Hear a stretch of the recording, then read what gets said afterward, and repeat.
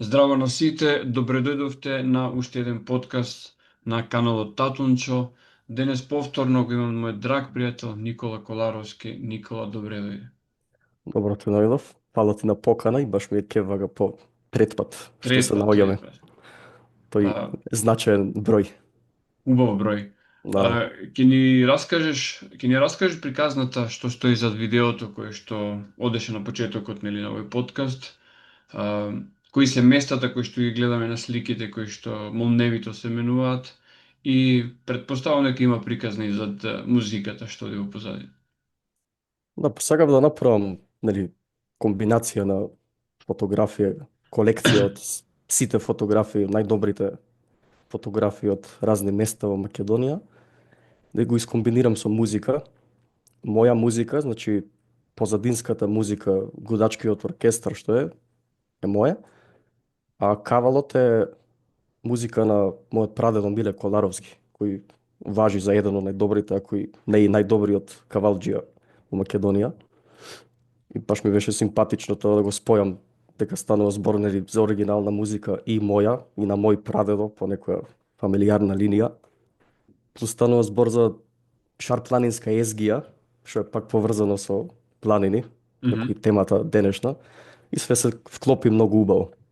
А интересно е што мојата музика јас веќе ја имав искомпонирано, така за свој кејф да речем, и многу добро се спои со тоа на предедо, не за џабе викаат нели крвта не е вода.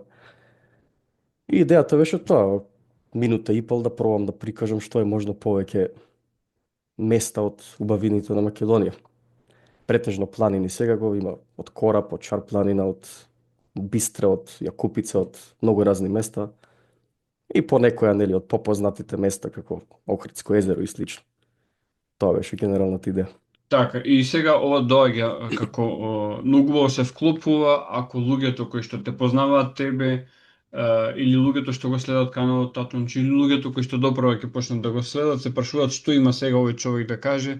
Значи ова е доказ дека станува збор за мултимедијална личност, значи личност која што се занимава со повеќе работи кои што се и позитивни и корисни и би рекол многу малку откриени, така што јас и ти разговаравме во првата емисија, значи за планинарството, за начинот на живот, потоа зборувавме за одредени твои дилеми, твои кризи во животот што ги има донесено ваквиот начин на живот, а истовремено сега се наметнуваат и некои други теми кои што предпоставувам дека мораме да ги обработиме во некој нареден подкаст како што се нели уметноста, музиката и така натаму, така што во овој подкаст ќе се открие една друга работа која што ти ја правиш, а тоа е фотографирање, истовремено бивање собствен модел и така натаму.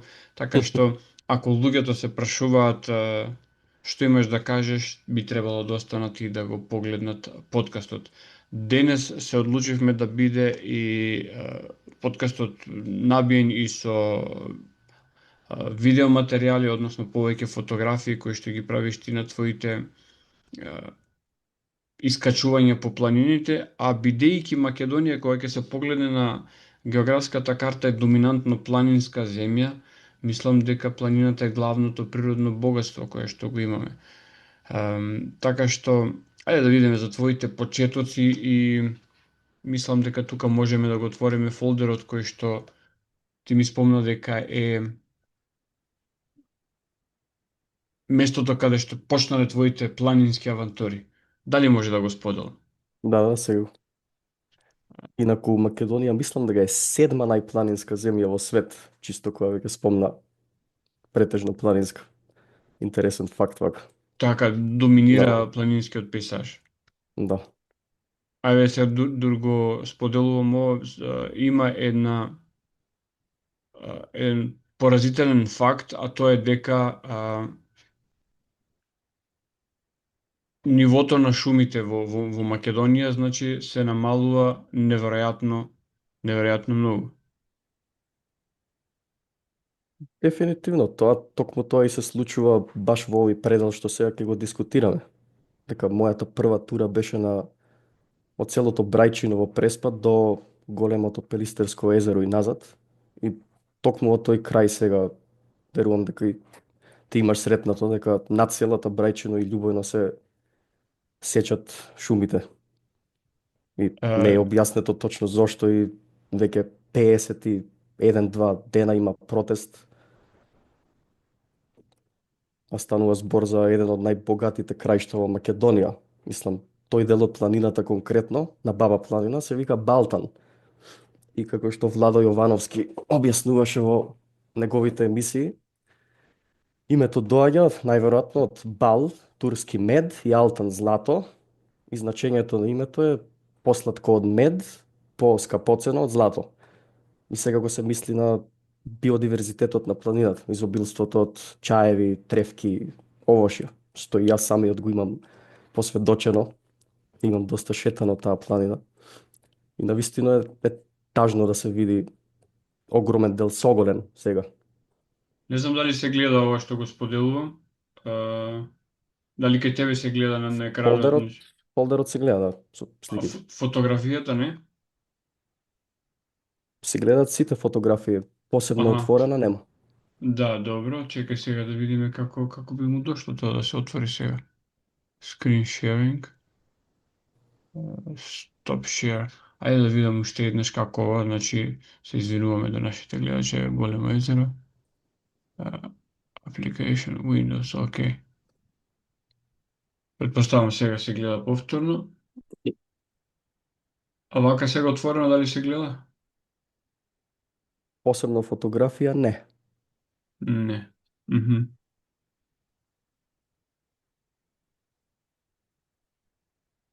Stop share. Ај вака ќе направиме сега. Од овде да отвараме. На Zoom да го споделиме ова, се извинувам ја за малата. Вака. Дали сега се гледа? Да, Да, сега сега супер. се гледа. Значи треба, јас правам споделување на екранот, а после не преку Zoom, туку треба да ги отварам работите преку на самото лице место, односно во самиот фолдер. Така, продолжи Никола, значи што гледаме на сликава и зошто сликава е. Не изгледа многу професионално. Да, да, да. Квалитетот на овие фотографии е во согласност со турата, времето кога беше изведена, 2012 година, плюс нели уредот со кој беа направени фотки не е завидлив. Мгм. Ова е мојата прва тура. Прво, не знам кога точно се разви љубовта за планинарење, да почнеме со тоа, зашто јас фантазирав за планините и пред да почнам да се качувам. Од секогаш ги гледав тие врвови околу селата Љубојно и Брајчино, дека таму сум израснат. И фантазирав да ги качам, почнувајќи со врвот Цуце, Муза и сите околни интересни, импозантни врвови. А првата тура што се случи беше оваа, како што реков преска од Брајчино до Големо Мгм. езеро. Прво би започнал со тоа во каква состојба бев јас кога ја изведов оваа тура. Имав 16 години, зависник од компјутер, нула физичка активност, комплетна нула, значи единствена активност од кревет до компјутер. И плюс имав проблем со ноктите на палците на нозете. Оној познат проблем каде ноктот расте во месо, само кај мене беше доста сериозно, за двата палци стануваше збор и имав направено 10 операции неуспешни, пак продолжи. Опрема нула, искуство нула, не мора да спомнувам тоа, ама желба огромна. И тргнав на тура, нели, со обични патики, со нула искуство, со таа состојба во која бев. И, нели, ужасно тешко, немав ништо од опрема, дури немав ни крема за сонце, буквално на слепо одење. И ајде нагоре, окей, пример, проблемот со ноктите не беше толку сериозен нагоре. Друго е на удолница, нели, кога притисокот доаѓа на палците и чувството е како да се оди на шајки. Нагоре најголем проблем беа сонцето и заморот. Оваа тура е тешка и вака општо да речем, не само што е тешка за почетници, туку и за за, нели, раздвижени планинари е прилично Мгм. предизвик. Тоа мора да се спомне. Има голема висинска разлика, теренот не е разоден, има високи папрати, многу растенија, многу стрмни места и слично. И добро, нагоре околу, не знам, 6 часа веројатно се качувавме. Нема да заборавам кое олеснување беше кога го видов езерото прв пат. Се гледа на екранот, така? Да се гледа. Ова е големото Пелистерско езеро. Едно од двете, нели?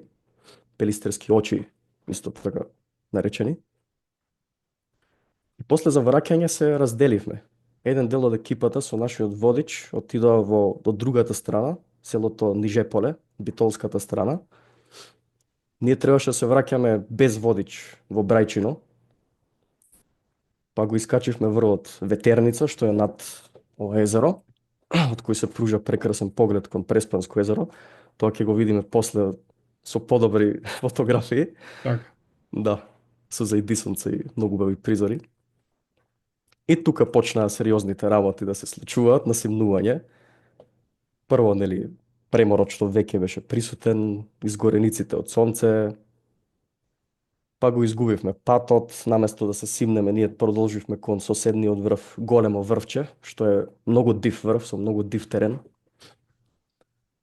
И тука се случи првата многу сериозна работа, каде се сопнав и паднав со двете раце директива врз трња, со сета тежина од телото. Мислам дека не мора да објаснувам колку е тоа болно. И мора да се продолжи, нели? Нема откажување на планина.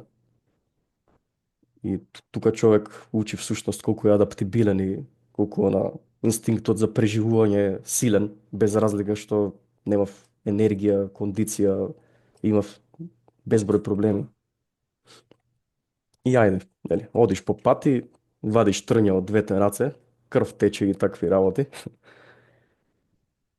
Неполн половина час после тоа влеговме во некои шуми под самиот врв, големо врвче, и ме касна некој инсект што не видов што е, но таква болка немам осетено никогаш во живот. И ден денес после толку години имам белек тука со диаметар од некој пола сантим. Не знам што беше, ама според болката и фактот дека остана толку долго беше нешто многу сериозно.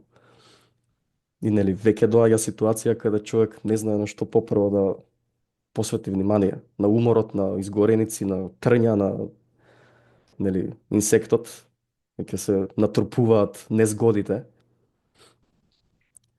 И сега друга работа, теренот не тераше цело време нагоре да одиме, дека не можевме да се симнеме надолу.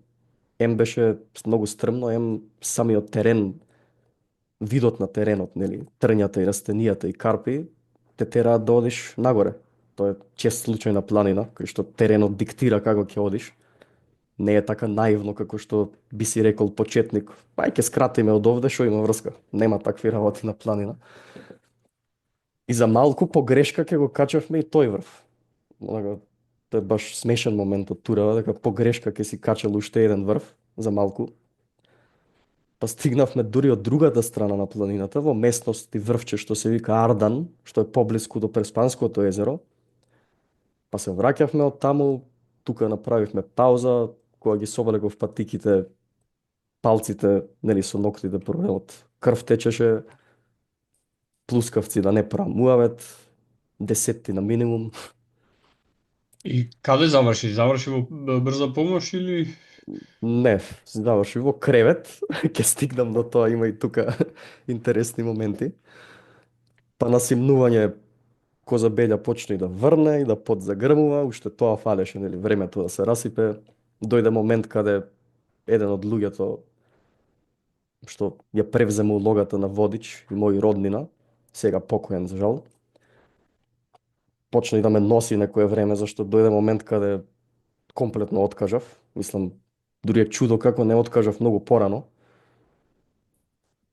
И кога конечно стигнавме во Брајчино, не можев да isprocesирам колку незгоди преживеав таа тура. И вкупно испадна, не знам, околу можда 33-4 километри, што и сега да ги изодам, иако сум активен и спремен, нема да ми биде сеедно, нели? Висинска разлика исто доста голема, околу 1500 метри да речам, што е не е шала воопшто. Мгм. Но најважно е како вечер да се справи со тоа. После таква тура секако дека следи многу жестока треска. Ја лежав во кревет безпомошен комплетно. Мајка ми трча околу мене, ме пази. И со последниот здив пред да заспиам, пред да се комирам, што викаат, и викам, утре ќе одам на врвот Цуце. И така заспав. И тоа ден денес ми е еден од најдрагите спомени во живот, зашто тоа ми беше доказот колку ја сакам планината. Затоа што луѓе знаат на водно да се качат, да видат дека качување планина не е исто што и прошетка во парк, нели? Не е, треба да се помачиш малце и одма знаат да речат, готово, ова не е за мене.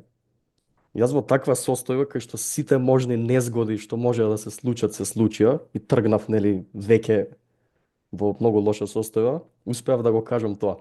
Мислам, оваа споредба секако не служи да ги омаловажи другите, а јас да се направам херој, туку сакам да кажам дека тоа е доказ, сведок за мојата огромна љубов кон планината. И следниот ден секако дека не само што не се качив на врвот Цуце, туку и не можев да станам од кревет. И тоа траеше неколку дена. И така заврши првата тура и почна мојата планинарска кариера, да речем. Ова може би е добра приказна да се покаже дека планината бара да биде почитувана и дека не е така лесна за освојување и дека има своји правила и своји начини на функционирање кои што не се така едноставни како функционирањето нели во контролирани градски услови. Дефинитивно и секоја тура носи нешто ново, ново сознание. Најголема грешка е човек кога ќе рече готово научив се. Јас денес имам таква скромност кон планината што дури на водно да одам, што нели не се смета за сериозна планина, многу внимателно проверувам временски услови, прогноза, земам резерва, опрема и сите тие работи. И никогаш не се убедувам себе дека сум научил се. Секогаш има нешто ново. Особено па развив одговорност кон други луѓе. Дека порано кога бев во моите нели зависнички моменти на планина и сакав да го наметнам агресивно тоа дека е најдобра работа на планетава, бев и невнимателен кон другите луѓе. Ќе видев човек што нема појма што е планина и одма ајде дојди да се исчеличиш малце, ајде добар си ќе преживееш. Денес апсолутно не би кажал таква работа на неспремен човек. Апсолутно би пазил кого носам на планина.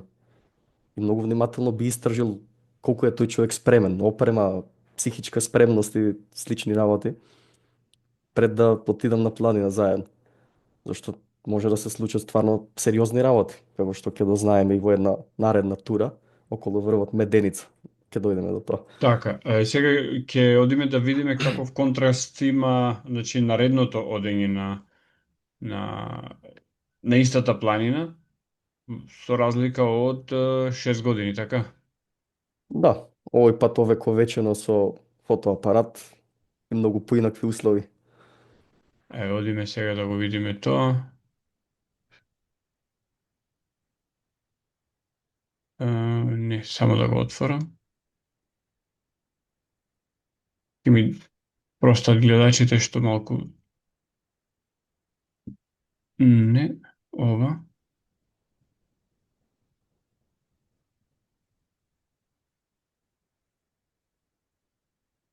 Че е првата фотографија. Се гледа така? Да, Ова си ти предпоставува? не, ова е моја пријателка. Така. Да, Добро, сликана е во град, така што немаме, да, не да. ризикуваме да Јасно. нарушуваме приватност. Ова е истото место, нели, кое што беше од првите фотографии.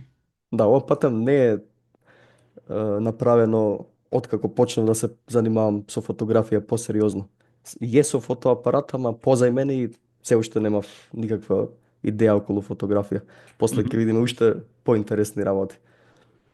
Ама да, сега го мислам, и ова не е за подценување. Плюс местото е прекрасно, временските услови како што гледаме се драматични. Тоа е најважно. А, се спрема бура, што е такво небото горе облаците или Па имавте...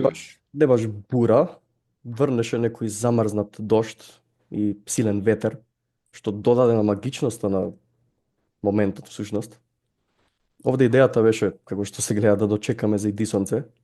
И најмагичниот и наградувачки момент беше токму тоа што ќе видиме и на други фотографии, измеѓу Галичица над Преспанско езеро и облаците имаше тенок простор, чисто небо.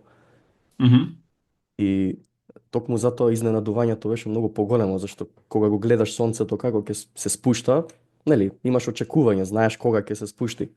Ова е Вага тој момент? да, има една уште поубава фотографија. Ова е видеото, ќе го пушти Да, овде? например овде. Ова е тој простор, нели, што го спомнав, меѓу облаците и Галичица. Сад, сонцето не се гледаше долго време, беше скриено позади облаците и кога се симна, беше неверојатна гледка, дека не го очекувавме, не знаевме кога, што ќе се случи и кога се симна крваво сонце, беше комплетен шок. Плюс, нели, со целото Преспанско езеро пред нас, ми остана, ми се чини ден денес најмагичното зајди сонце што сум го посведочил. Плюс овде беше интересно зашто на сите страни се случува епски работи, не знаеше човек кај да се сврти попрво. Како што видовме на една претходна фотка, Ова е овде? уште малку поназад, оваа, овде се гледа тој алпски сјај што го викаат, Alpen Glow, каде нели на зајди сонце или на изгреј сонце планините добиваат некоја розевкаста боја. Плюс малку се гледа виножито. На друга страна имаше дупло виножито на исток, а сонцето е нели запад и не знае човек кај да се сврти. Плюс моментот со ветрот и замрзнатиот дожд. Па на симнување им реков на екипата да продолжат, јас да го имам оној интимен момент со себе на врвот. Останав сам 5-10 минути и кога почнав да се симнувам, се свртев последен пат кон врвот и ми се чини дивокоза прелета со огромна брзина преку самиот врв. И тоа ја круни со целата гледка. Така остана цела тура во сеќавање со тој последен момент од дивокозот. Зашто секоја средба со животно на планина е магична, а ова во склоп со, нели, зајди сонцето и виножитата и се останато беше неверојатно. Така, дали би се соочил со истото, би сакал да го направи истото на голем врв, како што е Еверест, например? Да останеш сам неколку минути со врвот. Па, дискутабилно мислам, хипотетички ако може да ме остават со хеликоптер на врвот и да гледам зајди сонце секако, но немам јас желба за алпинизам на сериозни врвови. Ме влече да гледам, да учам за алпинизам, упатен сум, нели, за светските постигнувања, ги следам планинарите, но јас самиот да одам да го правам тоа, мислам дека е преекстремно за мој вкус. Мгм. И е поголем ризик отколку што би си дозволил да превзем. Така ја пуштам едно кратко видео што го имаш направено тука во самата прилика. Не знам дали Да, се да, гледа. се гледа.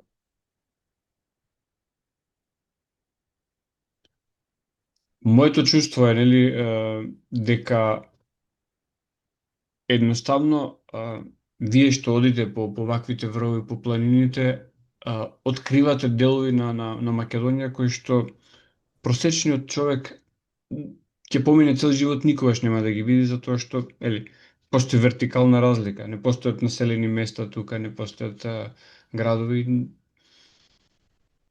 Едноставно поминуваат животите, не можеме ни да бидеме свесни дека постојат вакви убави. Да, и тој проблем е многу комплексен. Многу е лесно да кажеме, нели, дека немаме појма што имаме во земјава или зошто луѓе одат во странство кога имаме толку, нели, убавини тука, но на крај па тие убавини не се никако рекламирани. Еве јас што толку долго време истражувам и со намера истражувам, не чекам некој да дојде да ми каже, туку седнувам и учам, пак има безброј места што не ги знам. Мгм. Секој ден дознавам некој нов водопад во земјава, некој ново селце, нов манастир и слично. Така да тажно е, ама проблемот е комплекс, како и сите други проблеми во земјава. Кога спомна проблеми, јас морам тука веднаш едно подпрашање кое што е акутно. Секое лето сведочиме пожари. колку тие пожари, еве, од 2012 година навам, тоа не се малку години, одиш по планините, колку тие пожари оставаат трајни траги на планините? Секако дека остават, нели, како што спомнав и за голосеците на планините, слично и со пожарот. Тажно е да се види планина што некогаш, нели, изобилувала со богати шуми и големи дрва да се види со голем. Сега, нели, негде тие пожари се добре дојдени, како што е случај во природата, помага да се регенерира почвата и растенијата. Не сум експерт за да кажам точно што се случува, ама во голем дел од случаите не е, зашто ние имавме прекумерно многу пожари. Не знам сега дали јас имав зафатено некое место, дали посетив некое место зафатено од пожар, не ми текнало, дека не е пријатна гледка, не е. А како па оној момент, значи, кога забрането движење по планини, значи, планинарите не планинарат во лето кога се пожарите, кога се прават тие забрани? Па или се вадат дозволи, нели, или се оди така на црно, да речем. Јас искрено одев и така, зашто мене тие забрани ми беа многу besmisleni, искрено. Тој што сага Белја да направи, сигурно нема дозвола да оди да вади пред да направи, да запали цела шума. А планинарот не може да направи Белја, може да спречи Белја. Мислам, може само добро да направи. Јас не сум, нели, не сум направил ѓубре, например, на планината, туку сум собрал нечие ѓубре. Сум одел со цел ранец ѓубре, за да ја оставам планината подобра од што била. Така да, ја не го гледав тоа како престапување некакво, искрено. Знам дека не можам да направам таква Белја, не можам ни да предизвикам пожар, пример, јас лично, не пушам цигари, не носам ништо со кое можам да направам Белја. Така да, одев и без дозвола. Предпоставувам не си единствениот и кога имаме Не, абсурдни напротив. закони, прекршувањето на тие закони треба да би... Не знам, значи, таквите забрани не допринесуваат да нема пожари. Секоја година има пожари. И то обемот на тие пожари е толку голем што едноставно не можеме да веруваме дека тоа е заради високите температури и заради некакви спонтани самозапалувања на шуми, што е абсурдно. Да, комплетно абсурдно. Во шумите има таква ладовина во лето што невозможно е тоа да предизвика пожар. Дефинитивно, баш кај нели проблемот со ускратување на слободата на луѓето. Сега, на сите планината ни е на некој начин и природата генерално прибежиште и се цело лето да не можеш да отидеш во природа заради некој абсурден закон, нема смисла. Така, ајде да ги искоментираме овие фотографии кои што се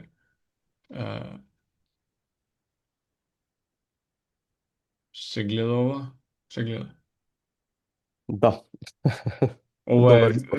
витезот со своето оружје во Да, планината. тоа е мојот печат на планина. Ова го дискутиравме нели во првиот подкаст дека ми стана да речам традиција каде можам да правам вакви фотосесии инспирирани од Господарот на прстените, Мгм. за кое нели може да има секакви мислења. Некој ќе каже види го будалава што прави, ама мене ми е интересно, го правам од неколку причини, создавам уметност, се трудам да е естетски интересно. Јас си влегувам во тој филм нели на фантазија, зашто планинарењето е некој вид фантазија, се гледаат и доживуваат работи што не се доживуваат доле. Така да ете, ова беше една посебна тура покрај епското за Едисонце што ќе го посведочиме. Патем ова е Е, друго за Едисонце, не е истото од претходно, да не се збуниме. така, каде се наоѓаме овде? Ова е истото место да се види во повеќе изданија, нели? Мгм. Всушност и меѓу моите омилени врвови, Ветерница. И првиот врв што го качив, токму затоа и сакам да видиме повеќе Еве, фотографии од овде. овде за Едисонцето, Да. со многу Друг, почисто небо, значи со подолга перспектива. од другата страна на исток, месечината, токму тоа. Тоа е во ист момент, значи од едната страна е месечината, од другата Да, страна е за Едисонцето да, прекрасно. да, да, во исти. Пак се стануваше збор за истиот случај, каде не знае човек кај да се сврти поправо. Да. Има и понатаму некои фотки, ми се чини и од Откако падна мрак над езерото, Дали дојдоа орки од другата страна? не изгледа некој Ајзенгард одеа туи. Така. Ето, вакви бои може да се осведочат на планина. Моја субјективно чувство е дека и покрај тоа што висината на сонцето е идентична, различни се боите при изгреј сонце, различни се при зајди сонце. Можно е, да. Тоа зависи од повеќе фактори, нели? И влажност на воздух и многу е важно на која висина си ти, на која висина е хоризонтот позади кој сонцето изгрева или заоѓа. Мгм. Например, овде боите се многу интензивни како и претходно, зашто врвот Ветерница е 2420 метри, а Галичица околу 2200, нели? Значи сонцето е пониско отколку што сум јас и токму затоа и боите се толку живи. Така. Ова е истото езеро за кое што зборувавме. Да, во далечината Битола се гледа. Ова горе, Да, да, да. на врвот на екранот.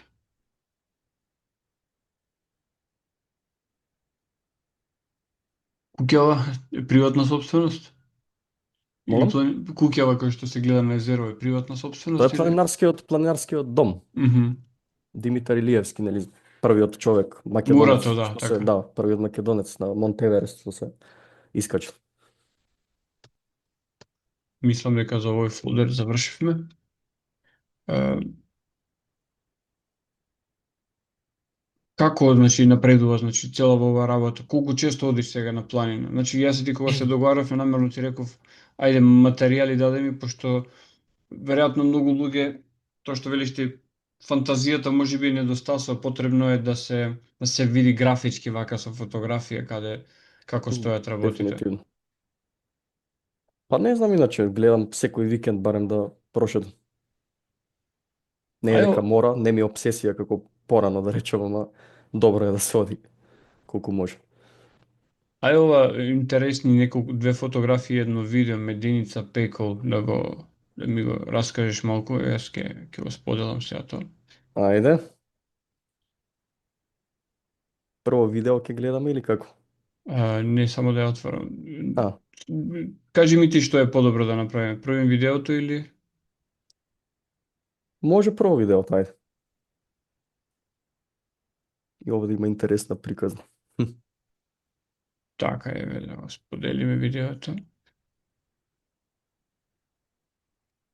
Не така. Ево видеото. Со звук или без звук, како да го пуштам? Со звук, треба Со да се звук. слушне тој ветер, ми се чини. Окей, одлично. Ево, што направив јас.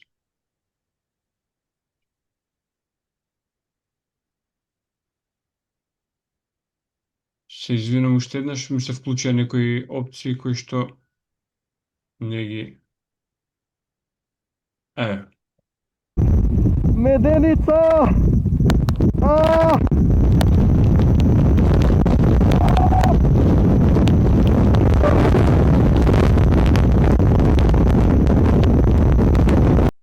Така. Се слушаше звукот, нели дека Да, јас да, не го слушам? се слуша, се Добро, слушаш. одлично. Ова тура е исто во почетоците на планинарењето, 2015 година, кога уште немавме искуство. И ова е всушност можда и најсериозната тура до сега, зашто буквално ќе ги изгубевме животите со братучет ми. Почна со тоа што 2 недели пред оваа тура отидовме на врвот Меденица, највисок врв на Бистра, со организирана тура со планинарско друштво, прекрасно време, ноември, идеални услови. И откако се вративме, нели, импресионирани, си рековме, пајде сега ние сами да го направиме исто. Што има врска, патот го знаеме, се ни е јасно. Е сега, веќе декември се доближи, крај на ноември или 1 декември негде, не знам. Почнавме со тоа што прогнозата најави ветер од 120 км на час за тој викенд и имаше сериозни предупредувања да не се стапне на планина. Толку лоша прогноза, мислам дека немав ни видено претходно, со сериозни предупредувања.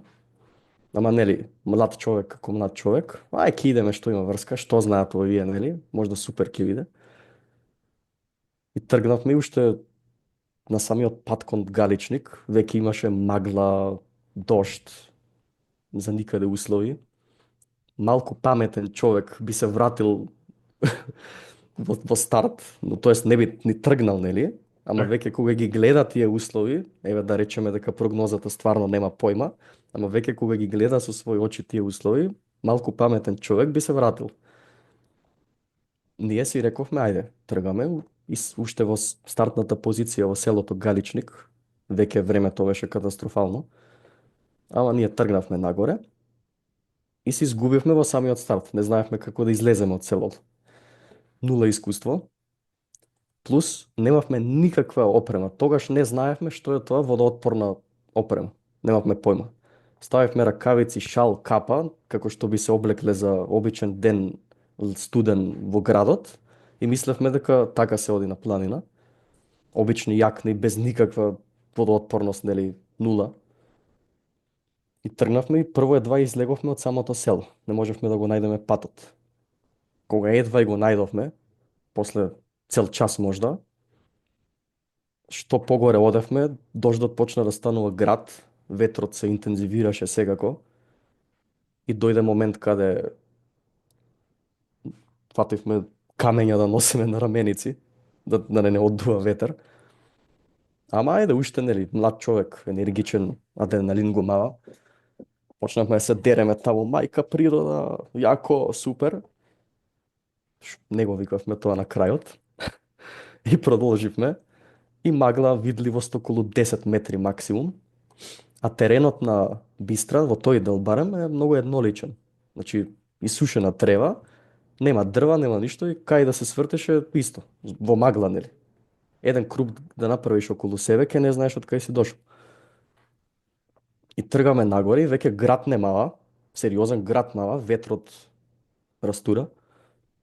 И застануваме во еден момент и си викаме, еј, бе, дали го мислиш истото што и јас? Не знам кој на кого му кажа, не е битно. И другиот вика, да, да, истото го мислам. Е, што мислиш? Не си одиме дома, дур не го качиме врвов. И тука беше направена најглупавата одлука во историјата на човештвото. Дека, онака, место одлуката да биде, го мислиш истото што и јас, да, ајде, да се враќаме, ова нема смисла. Одлучуваме дека најпаметно е да одиме до крај.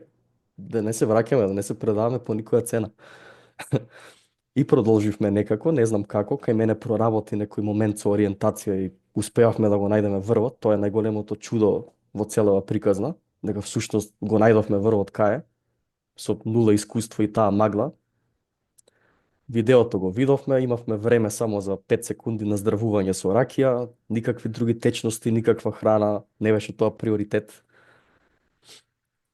И тука свативме колку потребите се напреваруваат една со друга во такви услови.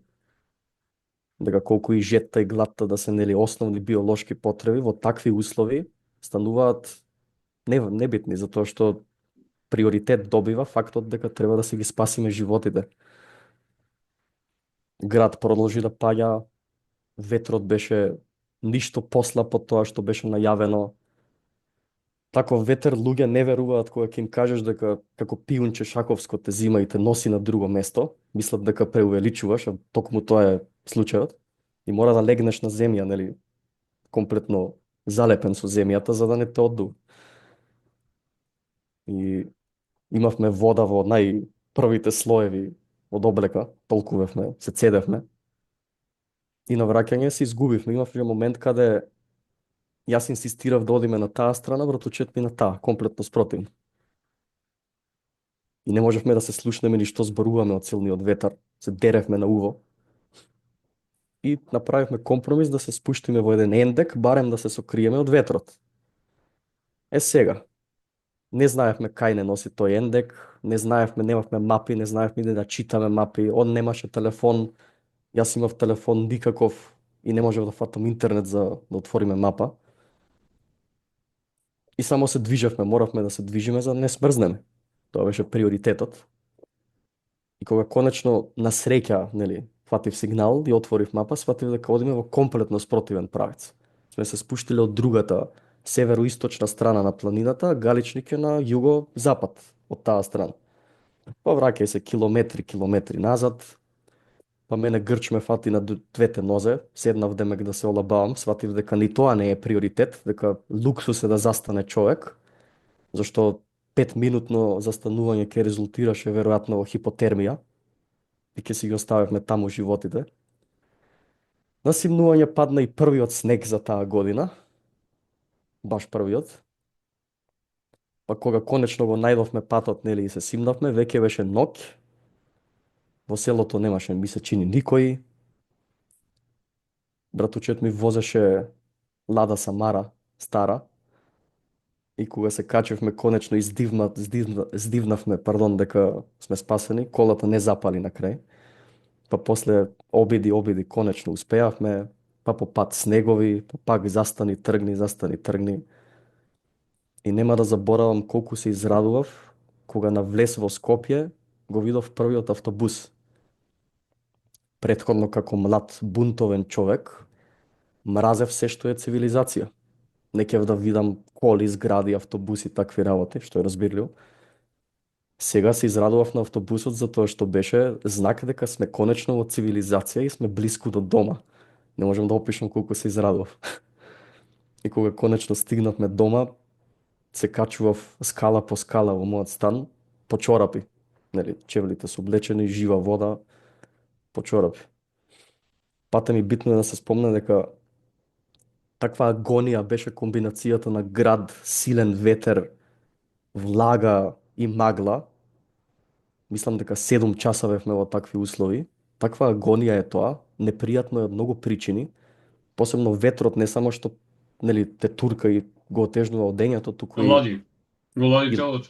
го лади телото и плюс самиот звук на ветрот, непрекинат ветер, е крајно непријатен затоа што ноците спобудалува, да речем, ако Да, трае долго има ветровкината. типови на ветер кои што дури во урбани средини кои што дуваат, кои што знаат да донесат такви психоделични ефекти.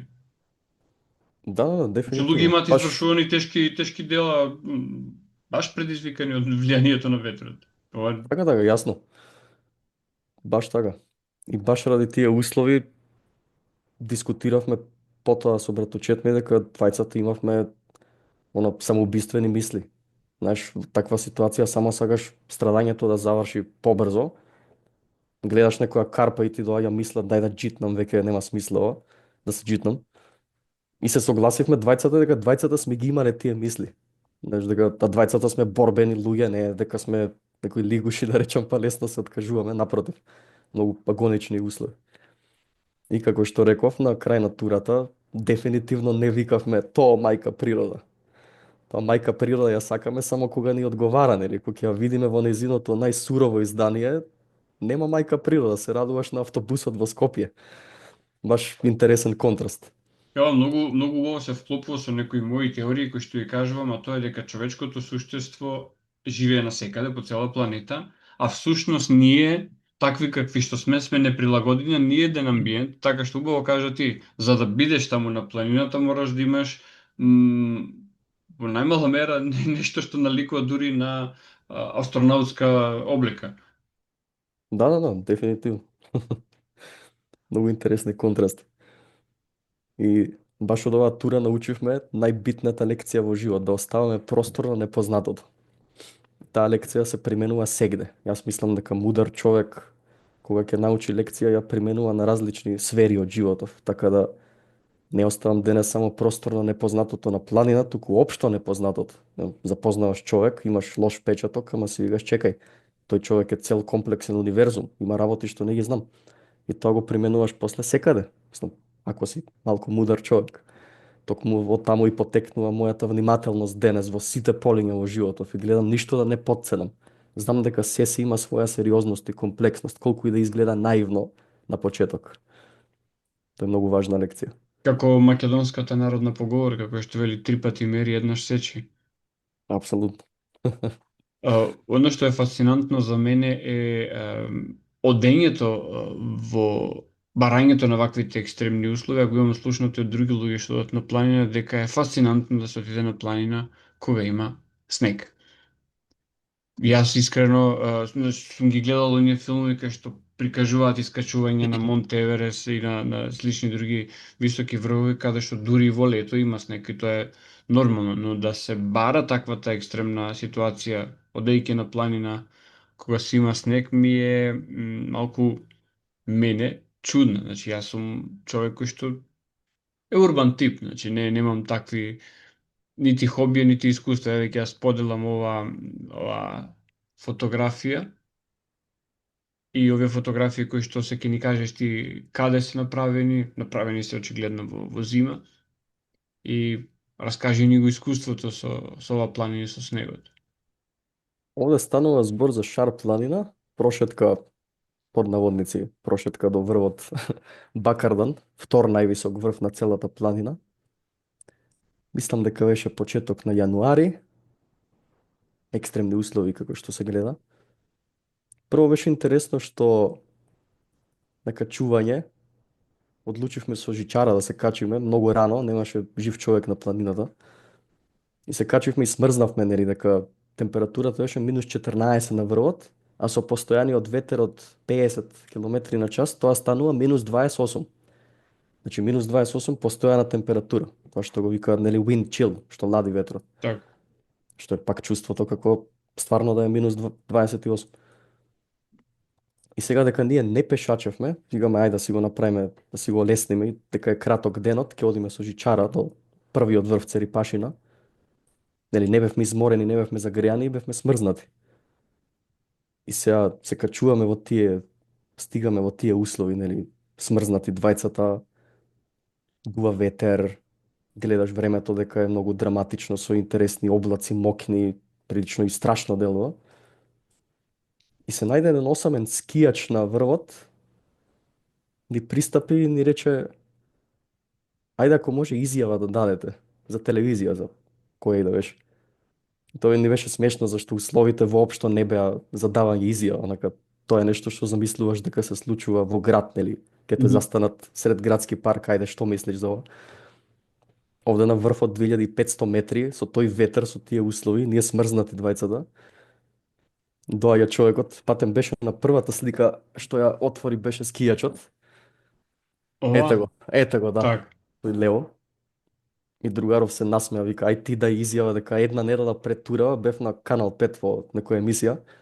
И другаров се пошегува, се трга на страна, вика, ај тебе ти идат телевизиите, ти збори. А двајцата поспани, нит ти е дојдено на телевизија да даваш изјава, нит ништо. И онага е 20 со полуотворена уста, нешто објаснуваш таму, видете вака, така. Тоа беше прв смешен момент да речем, дека многу неочекувано нешто во тие услови.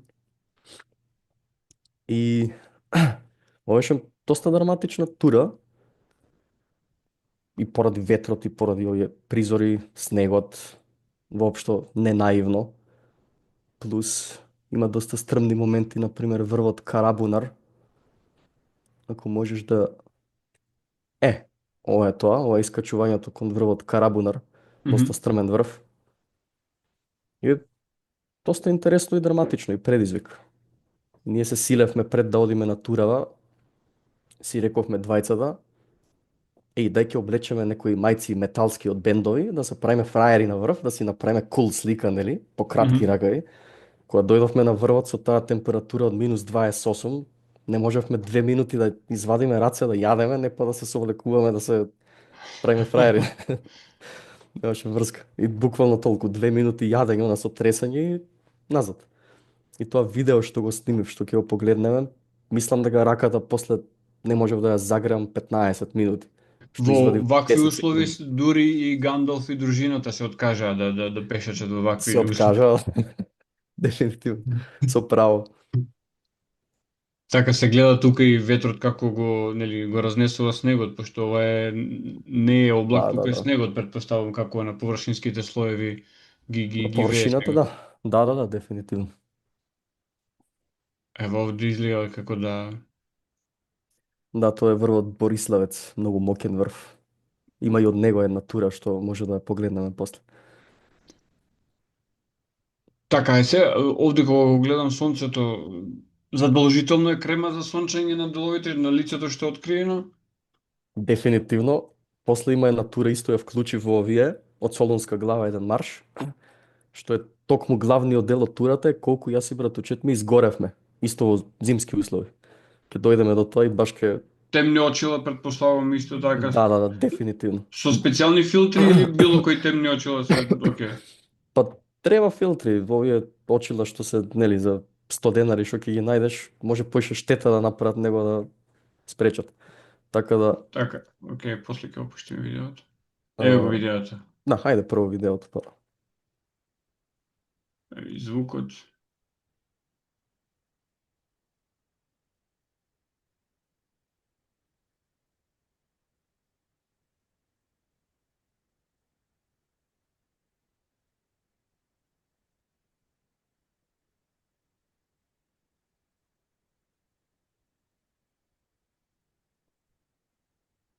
Значи, оно што е фасцинантно дека дури и на овие висини вие успевате да најдете и други луѓе, значи не сте единствените кои што... Да, се наоѓа по некој залутан, како нас.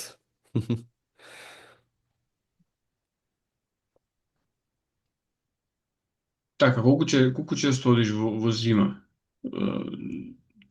Не многу често, не ме привлекува мене многу зимата. Одам 2-3 пати колку да ми помине меракот да погазам снег. Еве сега падна таза Мгм, снег вчера или завчера и баш ми е кеф и најверојатно утре ќе одам на исто место патем мгм. да го почувствувам снегот. Иначе немам голема жел.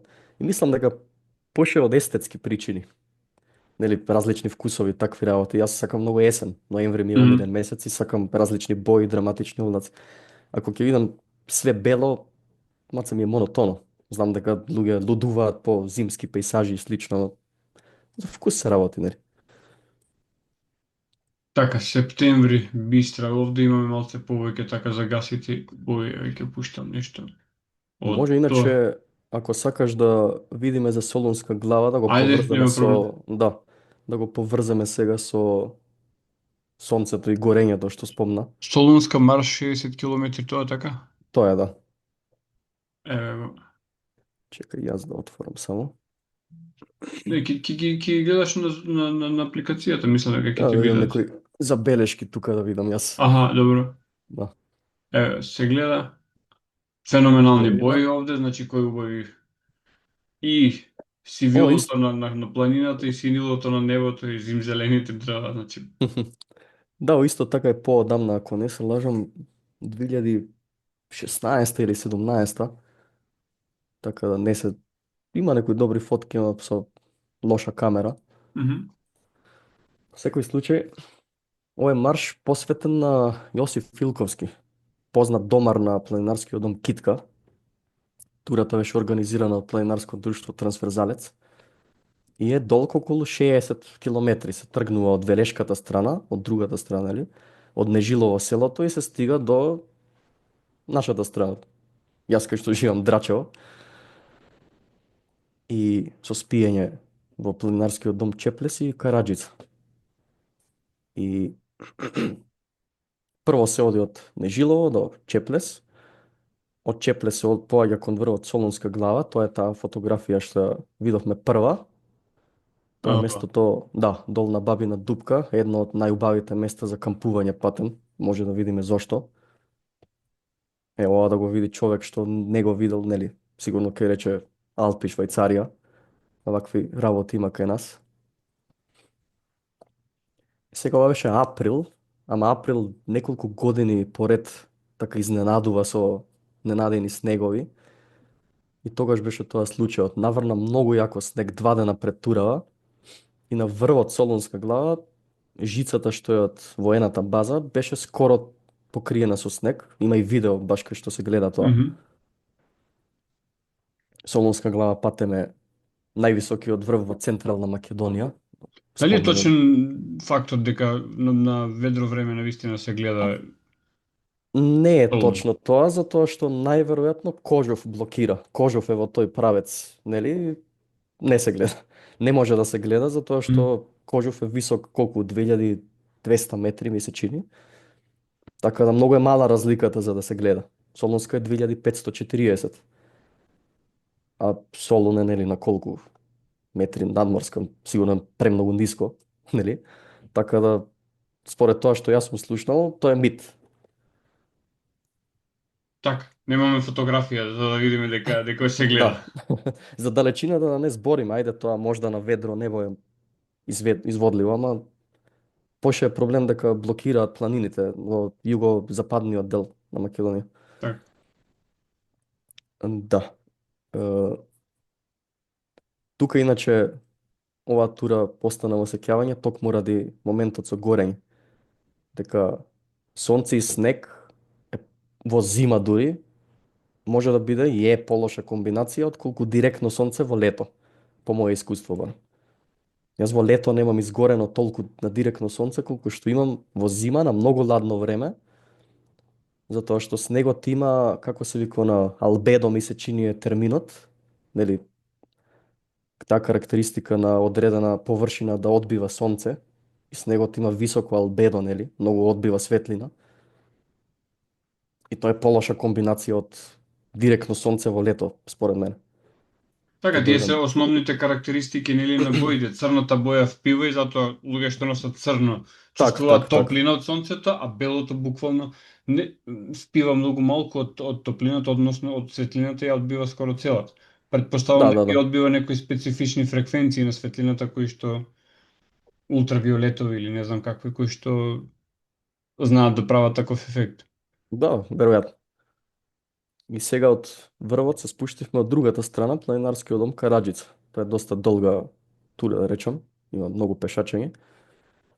И битно е тоа што вечерта, кога легнав да спиам, имав некои чудни сензации на лицето, како капки вода да ми течат и не знаев што е, а бев преморен за да станам да видам, нели? И следниот ден одам до тоалет, се погледнувам во огледало и ми станува јасно, не ми се верува што гледам. Целото лице издеформирано ми беше од прегореност. Буквално некои отоци чудни, пори отворени. Неверојатна гледка, се уплашив кога видов.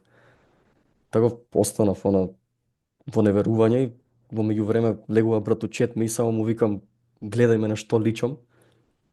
После сваќам дека он е можда и бетер од мене. Прво се гледаме еден со друг, после застануваме пред огледало и не ни се верува што гледаме. Така, чудни испакнатени кратери буквално во лицето. Жар црвено, да не спомнувам тоа. А околу устата, буквално некој жолт слој како краста. Че одвратна гледка. Одвратна гледка.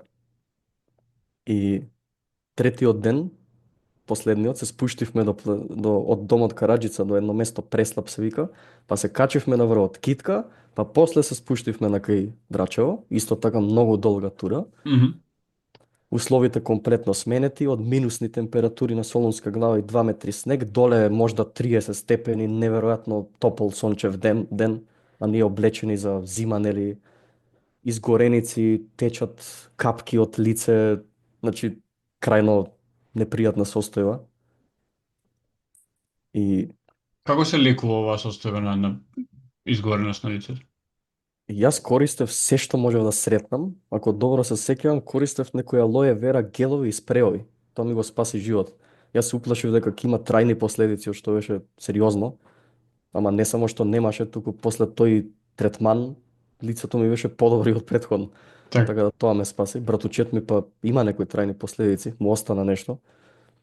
Така да многу се А превентива, пееска фактор или покривање дефини... на лицето? дефинитивно, ама ние немавме ништо. Ние не помисливме тогаш, нели, пак наивни планинари у тоа време, тоест квази планинари, не помисливме дека во зима на тоа ладно ќе ни треба крема, нели, тоа го асоцираш со сонце. Си викаш, што ќе ми е на -5 крема. Еве Нели, ќе опуштам воопшто, видеото сега да. со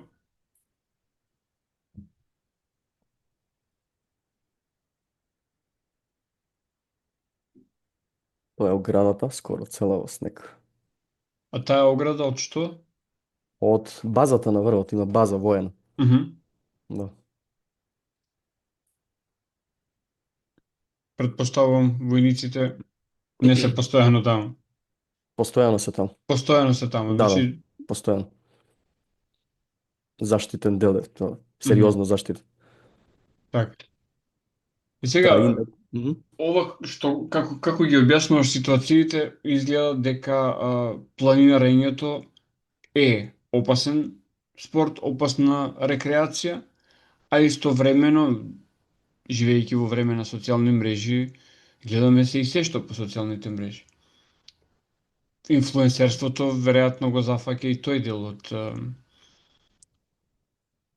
и планинарењето и одењето по планини и гледаме секакви екзибиции по планините, многу спротивни на оно што го кажуваш ти. Значи, лежерност, лесна облека, разголеност, голи во снегот, во мразот, во 300 работи, значи, сега без да аудираме на било што. И како се спојуваат овие две приказни? Твоите приказни дека треба да се биде подготвени, да се почитува планината, и од друга страна гледаме толкава опуштеност и... Јас можда ќе звучам, нели, конзервативно, ама иако сум пробал да бидам отворен и да прифатам такви работи, не ми успеало зашто мислам дека ми е многу очигледно за каков пристап станува збор. Не само во планинарење, и во музика, во уметност. Мислам дека интернетот со достапноста на работите направи сите да се чувствуваме како мини рок звезди. Мгм. Многу е лесно, нели, да станеш познат на интернет, а на луѓето тој им годи, се разбира, многу лесен начин да си го задоволиш егото и да уживаш во тие допамински шотови што ги дискутиравме во видеото за зависност, подкастот.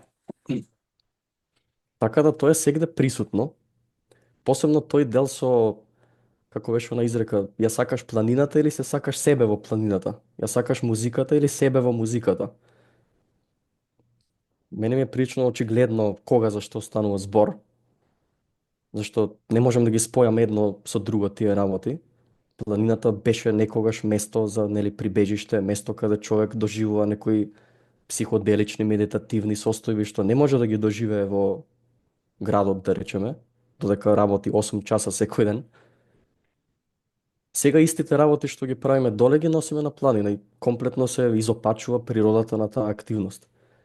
Сите збориме за тоа како сме зависни од социјални мрежи, ако ќе отидеме горе на планина, гледам луѓе што се качуваат по стрмни делови, место да гледа каде гази, да гледа лево десно да ужива, телефонот во рака, селфи, видео од 3 минути. И не едно. И зошто сега? Зошто се ставаш себе во центар на планината? И јас сакам да направам некогаш слика од себе, ама прво или сум свесен дека станува збор за его, или уметноста ми е, фотографијата е во служба на уметноста. Не обратно. Не обратно. Или како што се прави во музика, кога ќе видам претерано разголена пианистка, што и изгледа како од некоја порнографија извадена. Знам дека ова звучи многу конзервативно, Coldplay, бе, ајде. ама да, ама има причина зашто во оркестарот сите се во црно, еднобојно, зашто треба вниманието да биде насочено кон музиката, не на естетиката. Плюс, каква е таа естетика? Што е идејата на таа естетика? Јас не го кажувам ова од некоја машка перспектива, некој може да ќе употреби некој тежок збор како мизогинија тука, што нема врска. Познавам безброј жени што се согласуваат со мене со ова. Тука не станува збор за никакво обожување или славење на женската убавина, станува збор за внимание, Добро, сексуализирање на работите. го има овде, го прават и мажи музичари. Хаузер ми е најтипичен пример. Апсолутно, апсолутно, да. Мислам да не се фокусирам, да не испадам стварно. Нема врска. Пристапот е Пример, има еден. мажи што свират виолончело со разголено торзо. Значи, и тоа е Да се види дебут. дека оди во теретана, нели? Нема врска, да. Како и да е, мислам дека се гледа пристапот. Јас многу добро можам да разликувам фотографија каде нели, еротиката, да речеме, во служба на уметноста и обратно, каде уметноста е во служба. Ја не е дека по никоја цена не прифаќам фотографија каде има, нели, разголена жена во природа, напротив, сум видел прекрасни фотографии, ама се гледа дека тука целта е уметност, тука се гледа дека целта е внимание. И мислам дека е многу јасна таа разлика. И мене ме е криво кога ова второво, вниманието се продава со некои филозофија дека станува збор за нели обожување на женското тело или машкото тело, како и да е, дека станува збор за инспирирање на луѓето да почнат да одат на планина или да се бават со нешто, кога гледам дека нема врска со никаква инспирација и слично, туку има врска само со брз допамин, задоволување на егото. Мислам, и јас, како што зборев во претходниот подкаст, кога бев зависник од планина, на истиот арогантен, наметлив начин го пропагирав тоа. Дека мора луѓе да одат на планина, дека тоа е најдобра работа на планетата, дека ништо друго не е толку добро. Знаеш, тука се гледа пристапот. Кога нешто искрено го правиш, немаш толку потреба од правење спектакл околу тоа. Ќе ги инспирираш луѓето индиректно. Ќе видат дека си уживаш во тоа што го правиш и се кјутиш и ќе речат чекај ој, дај да видам шо прави, изгледа интересно. Ако им го ставаш во грклан на луѓето, као еве видете ме планината, планината, со волкави огромни описи за планината, јас не знам ни како стигаат тие луѓе да го направат тоа. Како може да постигне човек да сними 30 видеа, 500 слики да направи, сето тоа да го едитира, да го обработи и да пишува за секоја слика волкав реферат. Што прават тие луѓе во своето слободно време? И не може некој да ме убеди дека тука станува, тука се задржува тој интимен момент со планината. Нема време да се задржи. Како може тие две работи? Како може исто време да уживам во, нели, тишината и слободата на планината со телефонот во рака и фокусиран на мене? Не функционира едно со друго.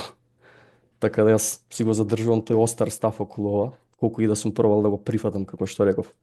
Едноставно се изобличува целата поента на нештото.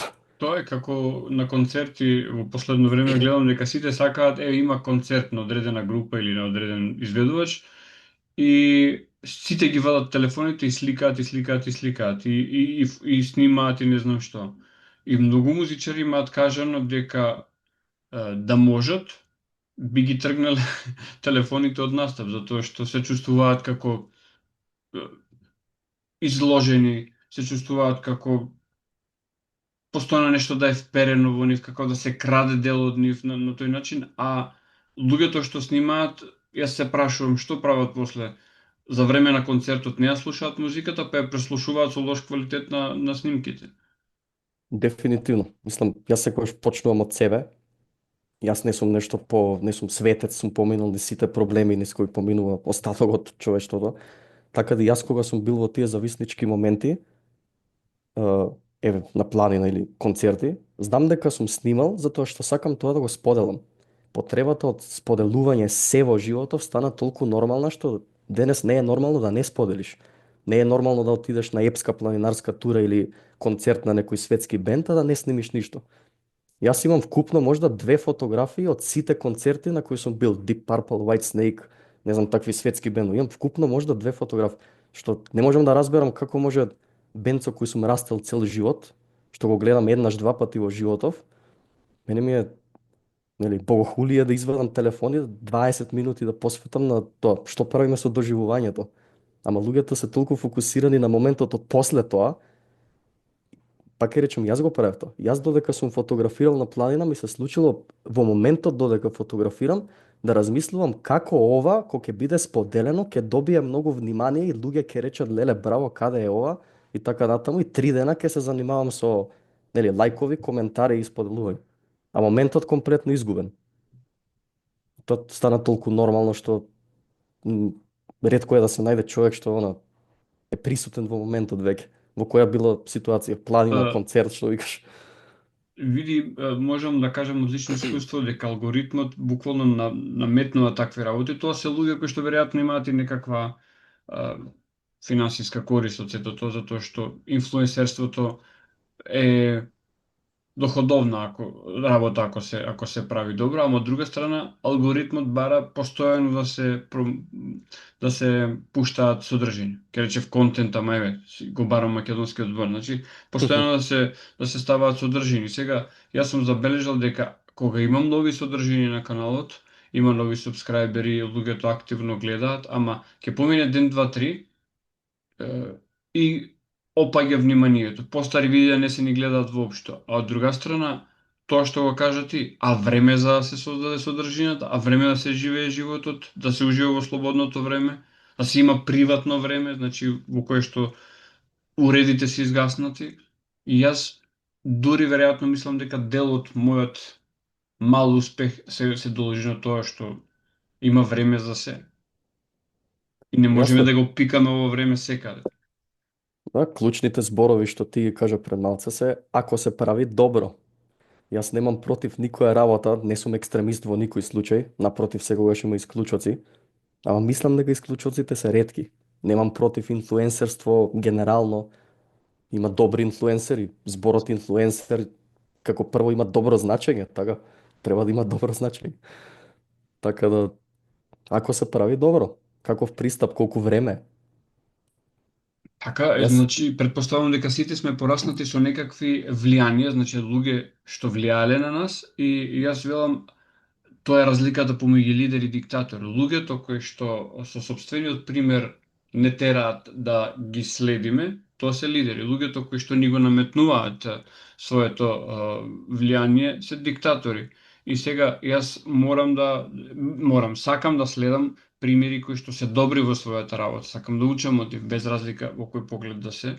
Од друга страна има некои кои што сметаат дека само затоа што мајката природа ги направила убави и дека за тоа треба да бидат обожувани како модерни богови и божици. да, да. Мислам, јас самиот пред да одам на планина или додека сум таму, пробувам да направам проценка на што можам да се фокусирам, што можам да си дозволам. Пример, ако сакам да фотографирам и ако тоа ми е целта, одам да фотографирам. Тоа значи дека не треба да имам многу пешачење, качување, зашто, нели, целта ми е да направам уметност. Зашто гледам дека двете многу тешко е да се искомбинираат. Ако турата е полесна, има време, не си ограничен, си отишол сам, супер.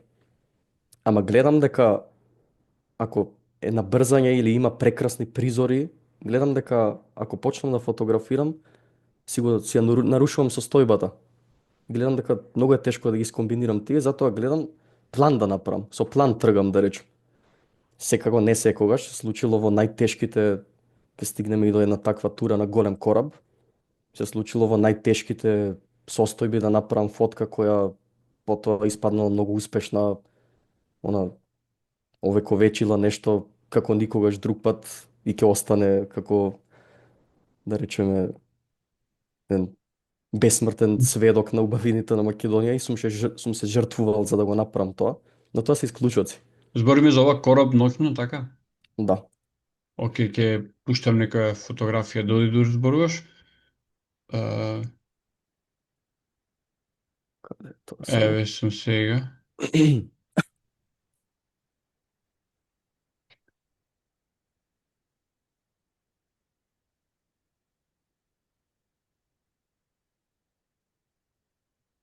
Така. Ова е скрос на крајот на турата, на оваа пеколна тура. Ова е Радика, ладење во Радика, Мгм. заслужено после сите незгоди тука.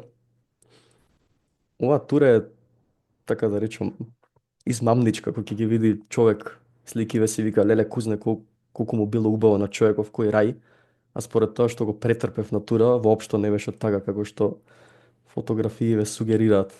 Ќе се обидам на кратко да раскажам приказната. Почна со тоа дека една недела пред оваа тура, бос згазнав на големо парче срча. Мгм. Имав многу длабока рана кај палецот, многу длабока, и не одев на доктор, нели, ради оној мушки момент. Его, нели, ај, добар сум, ништо не ви е. И 3 дена крварев, онака, многу интензивно. И сега моја пријателка, со која често одиме на планина, сакаше да оди на тура, јас си викам, оди супер, ја нема шанси да одам, види го каква состоја. Кога се доближи денот за турата, работите се свртеа. Она испадна да не може, нешто излезе. Јас реков, ај ќе идам, па сега што Мгм. сака нека биде. Сега прво тргнав со страф дека раната ќе се отвори, ќе почне да крвари на тура. Ама си викам, ајде барем да не возам јас натаму, зашто прво имам обичен автомобил, а бара теренско возило тој пат, кон Стрезимир караулата на кораб. Си викам, ај барем да не возам јас, за да го избегнам тој психички замор и да избегнам стрес, не знаејќи дали возилово моје ќе го издржи патов, нели? И ајде тоа се реши, супер, друг превоз. Ама 2 часа пред турата испадна да откаже тој човек. Испадна дека морам да возам јас. И сега стресовиве се натоложуваат, да речем. Прво моментот со раната, второ сега со возењево. Кога стигнав до половина на тој пат, нели, обичен земјан пат со големи камења на него, остри камења на некои места, полицаецот ми рече таму дека има станица, не е паметно да продолжиш, лош е пат. Ама нели тој планинарски инает, одиш до крај. И некако успеав да стигнам скроз до крај, до караулата, и тоа беше најголемото достигнување за мене. После не ни мислев на турата, зашто кога излегов нозете ми се тресеа и од стрес, и од замор дека 3 часа возев од Скопје до таму, и од мислењето на нога, и од фактот дека нели кумплунгот го стискаш тежок цело време, Так.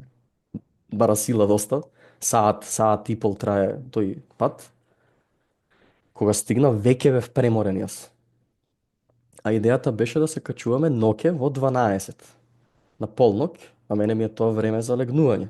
Сега времето кога треба да се одмараш, требаше да тргнеме на доста захтевна тура.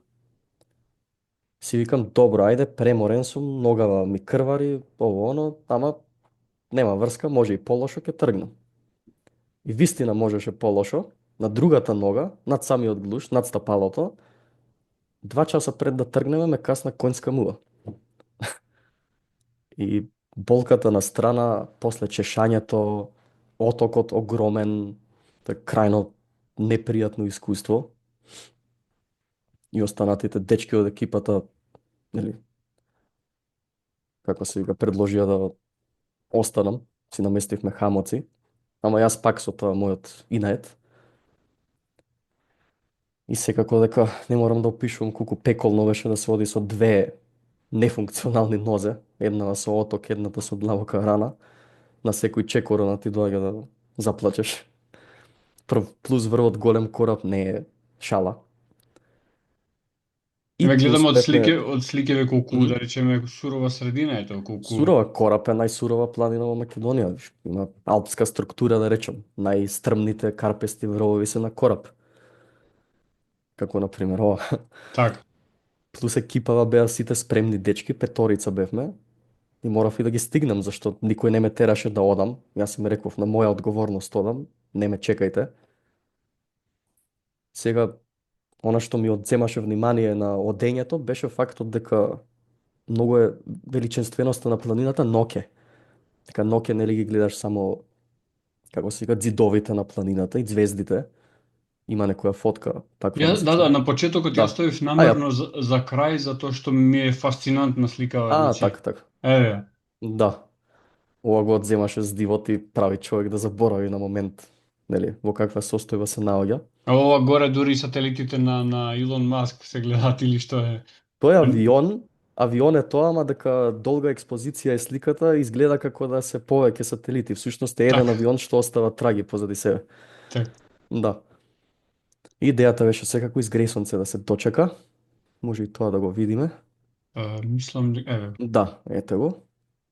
Гледката беше прекрасна, пак ќе речем овие призори толку се восхитувачки што заборава човек на сите непријатности. Е сега па на симнување екипата одлучи врвот мал кораб да го качиме, што е доста оддалечен од голем кораб.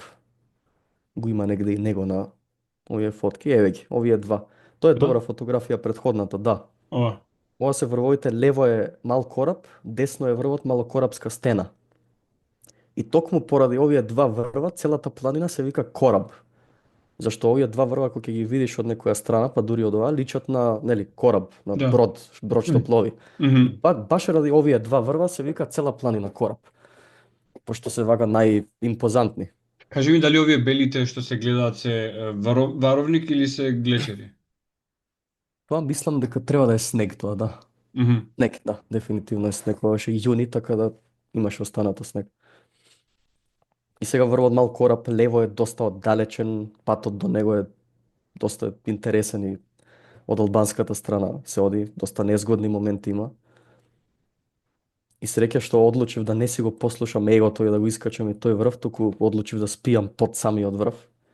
И тоа беше најдобрата одлука. Тие саат време ме спасија. Зашто имав моменти на вртоглавици, на стемнување пред очи од премори, нели болки, сите работи. Така. Тоа мора да Носите се слуша нешто, телото. носите сега веќе кога си спремен планинар, дали носите значи прва помош, значи завои, најнеопходни работи, такви работи. Носиме, да, секако. Носевме и некои креми, нели, за отокот, колку Мгм. толку да ублажи. Ама пак не го решава проблемот, само го ублажува, нели. Иначе мора да се оди спремен секако. Е сурова планина. Кажи ми една работа која што е малку излегување настрана од мојавето за планинарење повеќе оди кон фотографијата, да го доловиме чувството на гледачите, јас ќе ја вратам пак таа фотографија. А, во градовите има нешто што се нарекува светлосна загаденост. И ова луѓе вакво звездено небо можеби никогаш не виделе во животот. Какво е небото кога си таму на планина, кога е ведро и кога се гледа најгоре? Неопишливо, јас најголемиот шок во животот го доживав токму поради звездено небо. Не знам која година, повторно беше во мојот омилен предел, кај големото Пелистерско езеро, кога со другар фативме да талкаме по планината, отидовме касно навечер до врвот Муза и на враќање бевме многу преморени дека имавме качено 5-6 врва во еден ден, од сабајле до вечер. И при тој премор мене ми текна да предложам да ги угасиме, нели, светилкиве и да видиме што се случува горе. Така, нели, не мислиш баш на небото, у тој момент сакаш само да стигнеш до планинарскиот дом побрзо. И му викам, дај да угасиме да видиме. И кога кренав глава, останав така едноставно. Сам, немаше простор во небото кај што нема звезда. Дури, маца ќе звучи на превеличување, ама ова на фотографија ништо не. Тоа беше неверојатно. И не зависи од само од висината, нели? Воздухот, испарувања, такви работи. Не е само висината битна, некогаш во супер услови сред Скопје може човек да начека вакво небо. Сам многу е ретко, ама возможно е, сакам да кажам. Кога ќе Не, снема струја, не кога баш ќе има вакво. блекаут. Да, за не баш вакво со цел мречен пат, но нешто слично може да се доживее. Чувството е неопишливо. Така, мислам дека има и некои видеа, да видиме дали можам да ги пуштам. Ево го едното. Од ова искачување, така? Да, да, да. Овде има нешто да се спомне. Овде одам сам, екипата беше доста понапред. Ја веќе ова е на враќање, не можев да издржам и морав да успорам. И плюс како нели фотографот во друштвото, Мгм. морам да застанувам да фаќам, морам, сакам да застанувам да фаќам убави кадри, зашто уметноста е исто така дел од мене и кога ја комбинирам со планина, како што кажав претходно, многу ме исполнува. Е сега овие се тие жртви што ги спомнав. Овде во нечовечка состојба, во тотална агонија, нели со болки, со премор, со сите тие незгоди, се свртев кон тие врвови на почетокот лево што беа. Тие се, ми се чини, најчесто фотографирани врвови на кораб. Рибничка Овие? маце по десно кога ќе се сврти, е тие два врва во Да. средината сега што се. Тие се Рибничка скала и Кабаш. Можда најубавите врвови на кораб. И толку беше убава гледката што заборавив на се моментот, бев као ќе застанам, ќе сликам, дечкиве нека одат ако сакаат. И вредеше. Ја има таа фотка, може сега да ја видиме. И ти кажам која е.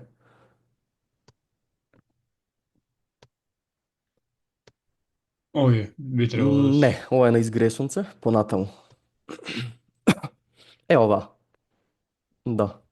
Оваа фотографија излезе малку понатаму. Испадна многу успешна, зашто ја споделив на некој место и беше доста споделувана, доста убави коментари од истакнати фотографи, од било кој, мислам. Мгм. Па и освои фотографија на месецот во нашата најголема група Macedоnia Photo Stories. И токму ова е таа жртва што сакам да ја правам на планина, зашто можда ме чинеше, нели, застанување и после трчање да ги стигнам дечките, ама оваа фотографија после ќе остане. Ево Е има се, уште едно видео од изгре сонцето, ете така. да.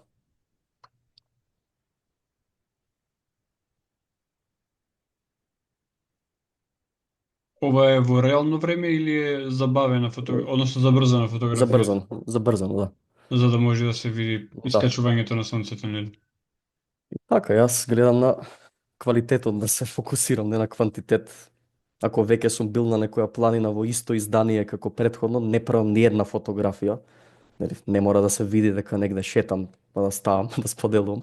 Гледам Мгм. да се фокусирам на уметничкиот дел. Да направам 15 фотографии, ама да бидат направени со промисла, со нешто интересно, со добра композиција. Зашто уметноста ми е во прв план, а не моментот, еве, направив 500 слики, видете сега кај одам. Па, Повеќето луѓе ќе ги видат првите пет, ако стигнат до првите пет после тоа.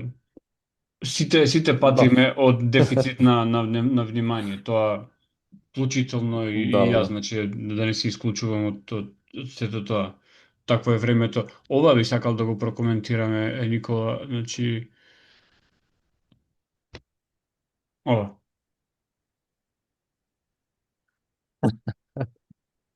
Одличен избор. Ова е кон врвот плат на Шар планина, за мене е еден од најубавите. Е, најважниот момент ова тура е што тргнав мртов болен во крајно несоодветна состојба за планина. Не знам ни зошто, ама ете. И Ти во си овој што претход... што спие овде? Да, да, ова е на самиот врв, на највисоката точка на врвот плат, на самиот врв. И овде пак станува збор за она надпревар меѓу биолошките потреби и како човек се осеќа, нели, дека толку бев во никаква состојба, таков премор, таква, нели, од болест, од треска, температура висока, што не ми беше битен студот и ветрот што дува, нели, на таа висина, 2400 метри овој врв висок. Приоритет беше само да легнам да поспиам и тоа и се случи.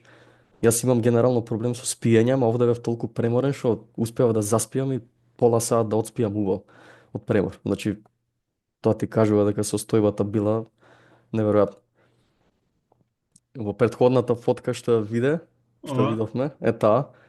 Тука исто легнав да спиам и не знаев што се случува и дечки ја организирале еден мини погреб мој, каде брато каде брато Духовитоста не ве напушта. не, не, не. Мора вакви моменти на планина, тоа е убавината. Каде братучет ми тука ја држи таблава, нели, како надгробна плоча, некој друг слика, ама ете, испадна ваква фотка. Ево, Овде исто импресивно. нешто објаснува додека јас умирам позади. Опело, веројатно. Да, да, опеловаш. Имаме видео од опелото, како свештеник е братучето тој, Да, така? да, да. А Мора ова да се, има смешна страна на да, да, животот. ова се организира додека јас спијам и нешто наслушнувам, ама не ми е јасно што се случува. И тоа го направи уште посмешно, знаеш, дека ја сум во некој друг свет тука, умирам што се вика. Дечкиве си прават цела драма околу мене. Добро, Така ама се, да, се надевам дека било закрепнувачко тоа спиење од повеќе. дефинитивно. Огромна разлика како и ова со мал кораб што го спомнав. Да. Да ги видиме другите фотографии кои што се вака малце повпечатливи. Да, оваа тура е комбинација на, нели, смешни моменти, така смешна несоодветна состојба и вакви призори на пример.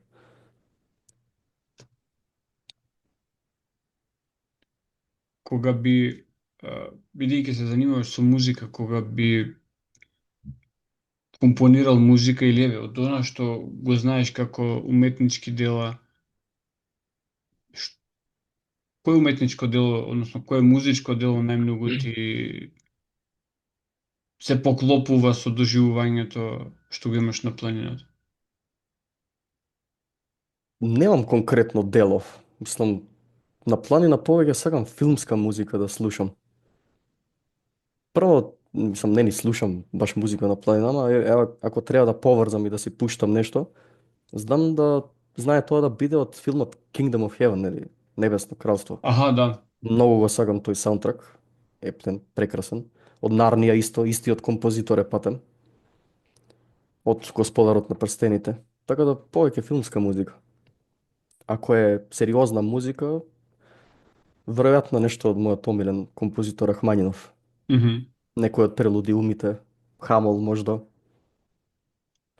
на Меденица кога гиневме со братучет ми, во глава ми се вртеше симфонија од Чајковски. Шестата симфонија, прв став ми се чини. Цело време се вртеше тоа. Вајде е тоа некој одбранбен механизам мозокот да си ја зачува стабилноста и работата.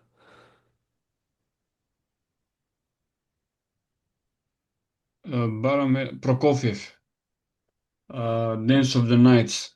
Мене Мгм. вака ме инспирира таа музика на вакви некои маестозни или фасцинантни места, големината на пейзажот што се гледа. Да, да, да. Прокофиев има многу епски моменти. И во концертите има многу мрачни моменти. Тука би одговарало нешто, например. Или Вагнер, Да, да, да. прстенот на Нибелунзите, како беше таа.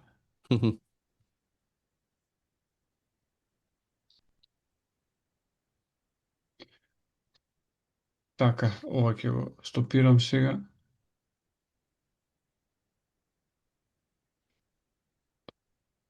Снег, магла и ноќ.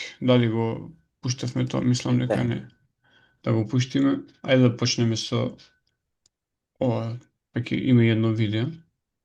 Да видиме.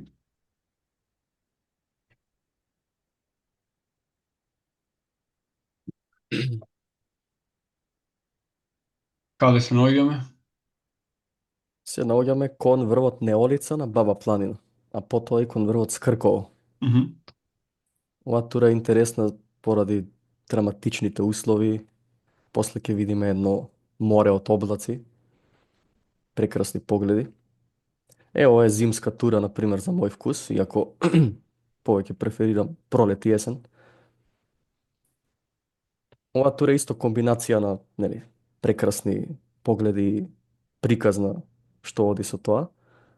Идејата беше да се качиме до врвот Неолица од Нижеполе селото, па на самиот врв одлучивме на кај Скркова врвот да тргнеме. Јас го немав качено тогаш, а го имав меркано долги години. Сега денот беше краток, а тргнавме покасно, па се мислевме, дебатиравме. Врвот Скрково е прилично незгоден, зашто како и на скоро секој врв на Баба Планина има камењари на самиот врв и во зима знае да биде опасно тоа зашто не се гледаат дупките од камењата од снегот и човек ако пропадне може да се случи да заглави нога и да не може да се извади. Се случувале такви работи на планинари, на тоа треба многу да се пази на ваков терен. Еве се гледаат тука камењата убаво. Да, ова ми се чини од самиот врв, кога не се лажам. И покрај овие преубави погледи, имаше и некоја неизвестност во која се наоѓавме, зашто нели не знаевме што понатаму, што е најпаметно. Јас предложив да се симнеме од другата страна на планината во селото Горно Орехово, затоа што беше најблиску. Сега тој терен ни беше на двајцата со пријателот непознат комплетно, плюс толку е див овој срт и неоден што се сомневам дека било кој го качува. Крајно непознат предел ова и за планинарите зборувам, освен можда за локалните планинари, не верувам некој да оди од оваа страна. Тој срт директно спушта во селото Горно Орехово. Станува збор за многу диво место во секој поглед. Подоле ќе видиме и не испреплетени стапки од секакви животни. И сега она што беше море од облаци од горе, доле Мгм. стана многу густа магла. Од горе е убаво, магично, ама кога се спуштивме во тоа, испадна да биде најгустата магла што сум ја видел. И плюс не фати ноќ. Густа магла во комбинација со ноќ во најмала рака е непријатен услов. Во најмала рака. Во најмала. Плюс, нели, немавме искуство со овој пат, ова е влезот во шумата. Изгледа како некој хорор филм.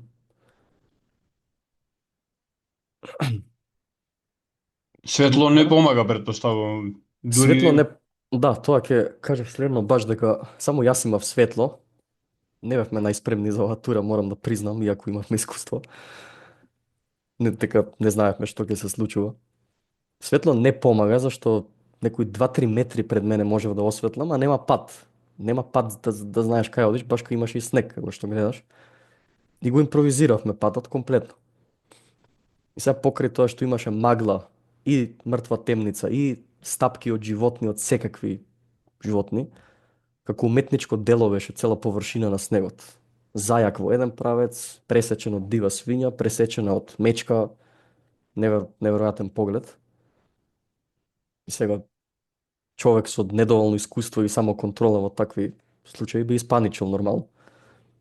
А интересното кај нас беше што многу ведро и така лабаво се зборувавме за чаеви, некои рецепти, затоа што двајцата бевме многу смирени на планина. Комплетна само контрола и никогаш паника, дури во најопасни услови. И беше смешно зашто го знаеш оној момент кога пешачиш со некого, зборувате за нешто и тој што зборува ќе подзастане зашто сака да ти каже нешто битно да го нагласи, двајцата ќе застанете сред одење, ќе се погледнете да ти каже нешто и ти го речеш Мгм. така, така да. Па исто ова го направивме и на тура. Така имаш услови неверојатни, страшни, опасни, немавме појма како да се спуштиме до селото Горно Орехово, значи комплетна неизвестност, ама смирение исто толку големо смирение колку и неизвестноста на ситуацијата. Велат среќата ги следи храбрите, ама веројатно и будалите. Да, што бевме ние? Вајда бевме од двете помалце во тој момент. Баш тој момент го имаше кај што еден застана од нас да му кажува на другиот, сега чајов друго праиш, ке стаиш малце ѓумбирче внатре, така, така. Во такви услови беше многу смешна сцена. Не го правиш тоа во ваква средина. Овде мислиш само како да се спуштиш доле. Со едно светло баш. И Так. кога се спуштивме доле, пак го имав тој момент како со автобусот од Меденица, видов една бандера што свети во селото Горно Орехово, само една, и се израдував кога да не утре. Конечно цивилизација. А мислам дека е раселено селото, а дека нема жители постојани.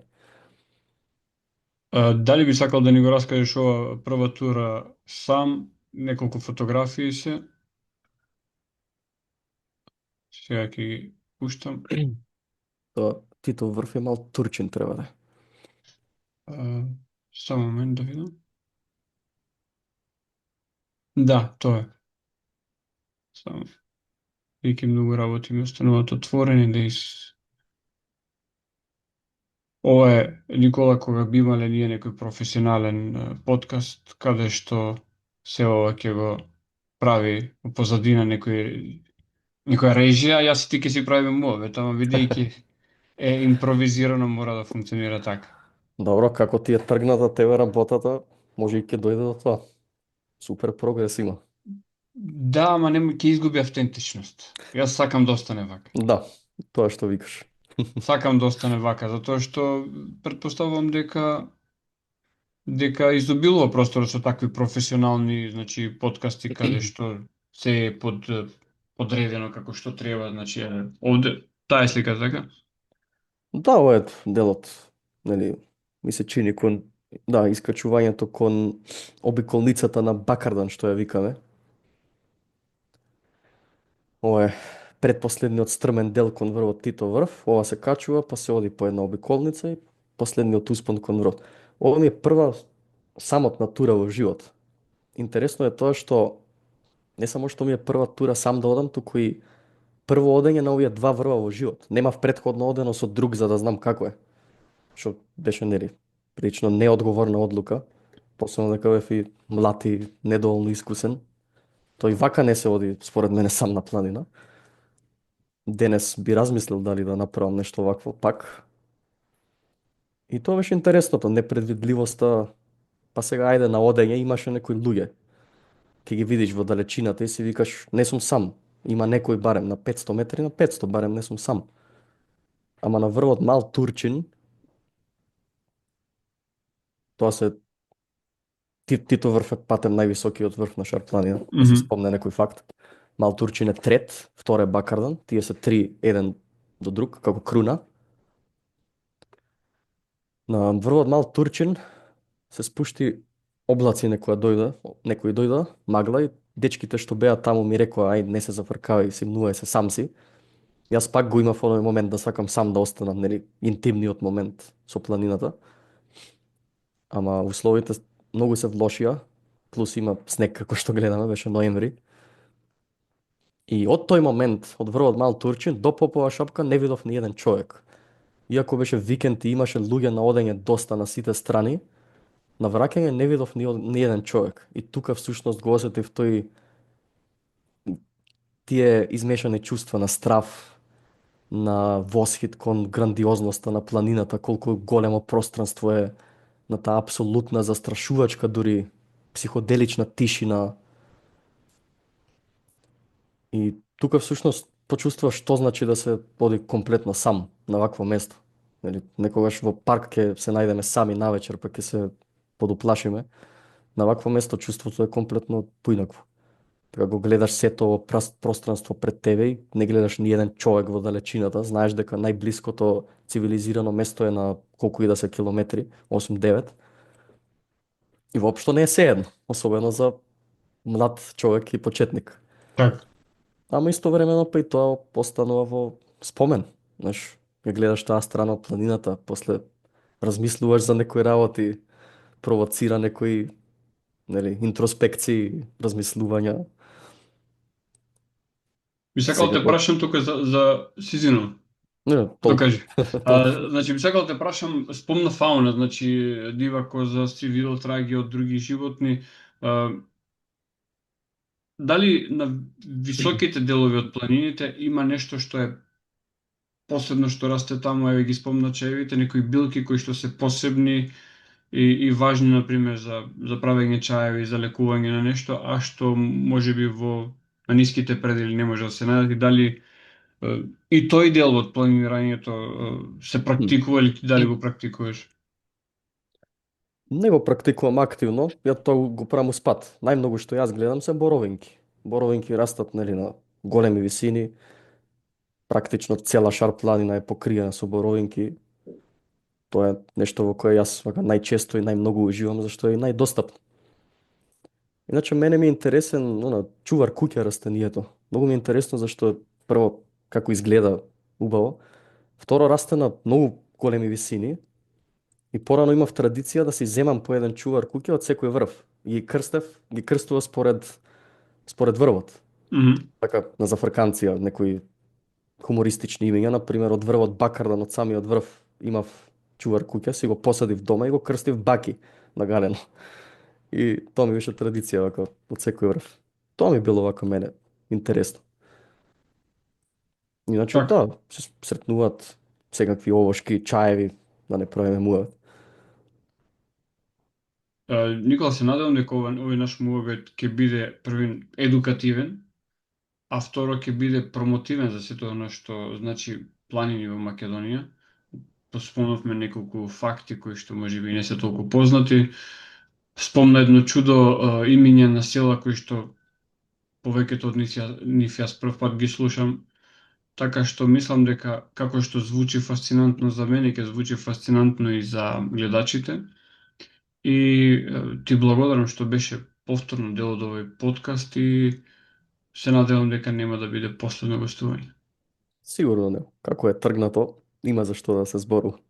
Така, Фала кажав ти и на јас, тебе секако. сестра на личност имаме најразлични аспекти за кои што може да разговараме. Да, да, да. Тоа е убавината. Да се чепне од све помалку. Поздрав, поздрав до сите гледачи, лайк, субскрајб и комент на видеото, он инфлуенсерскиот дел да го кажеме. Поздрав до сите.